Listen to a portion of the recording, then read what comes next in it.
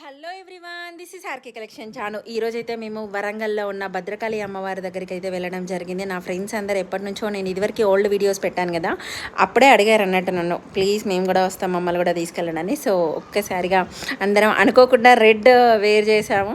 Actually ఒక 1 అవర్లో plan fix చేసుకొని వెళ్ళడం జరిగింది, కానీ చాలా అంటే చాలా బాగా అనిపించిందండి. అండ్ ఓరగల్కి నేను ఒకటే చెప్తున్నా, ట్విన్ సిటీస్ రెండింటికి ప్లీజ్ అక్కడ మాడవీధులు నిర్వహిస్తున్నాం, అదే మాడవీధుల కోసం అని చెప్పేసి ఆ చెరువు బూడిక తీయడం, ఆ చెరువులోని వాటర్ అన్నీ పోవడం, అది నాకు లిటరల్లీ చాలా బాధ అనిపిస్తుంది. మన పాత భద్రకాళి అమ్మవారి వైభోగం ఎలా ఉందో అలాగే ఉండనియండి. చుట్టూ వాటర్లో అమ్మవారు చాలా బాగా అనిపించేది.